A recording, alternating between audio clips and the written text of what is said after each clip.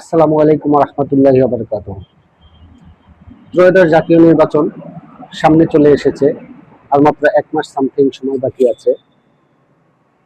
নির্বাচনে আমাদের চাওয়া ছিল ইনসাফ ভিত্তিক রাষ্ট্র গঠন করা, ন্যায় বিচার প্রতিষ্ঠা করা, সমাজের নাগরিক হিসেবে বেঁচে থাকার মর্যাদা। কিন্তু অত্যন্ত দুঃখের সহিত বলতে হচ্ছে, এবারের নির্বাচনের ক্যাম্পেইন সবচেয়ে সস্তা ক্যাম্পেইন চলছে।